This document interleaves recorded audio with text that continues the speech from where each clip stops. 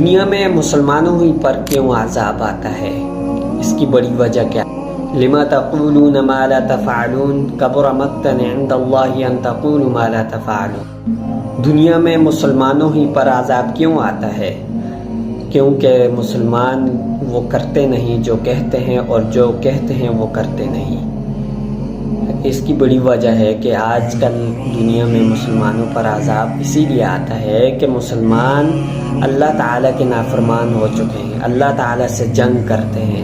India سے جنگ کرنے کے لیے انہوں نے جو بجٹ رکھا ہے اس سے 3 گنا زیادہ بجٹ انہوں نے اللہ سے جنگ کرنے کے لیے رکھا ہوا ہے۔ کیوں؟ کیا وجہ ہے؟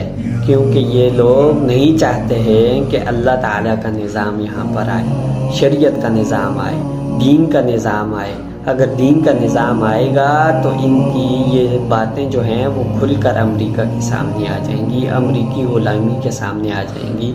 اور ایک بڑی وجہ یہ ہے کہ ٹرمپ نے جو ابراہیمی مارکہ شروع کیا ہوا ہے، جو انہوں نے معاہدے شروع کیے ہوئے ہیں، جس کے اندر عرب نے پہل کی ہے، عرب نے اس کے اندر اپنا اول نام لے کر آیا ہے، اور اسی طرح یہ اللہ تعالیٰ سے جنگ کرتے ہیں، سودی نظام کو نافذ کرتے ہیں، سود لیتے ہیں، سود کھاتے ہیں، رشوت لیتے ہیں، حرام کھاتے ہیں۔ یہ سب اللہ تعالیٰ سے جنگ ہے۔ مساجد کو گراتے ہیں، یہ مساجد اللہ تعالیٰ کی گھر ہیں، اللہ تعالیٰ کے گھروں کو گرا کر اللہ سے جنگ کرنا چاہتے ہیں، تو انہی کے اوپر عذاب آئے گا۔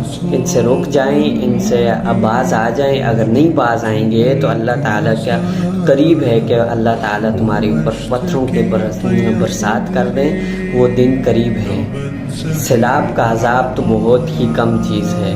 اگر عذاب آنا، اللہ تعالیٰ نے جب تمہارے اوپر عذاب لانا ہے تو وہ عذاب دور نہیں جب تمہارے اوپر پتھر برسنا شروع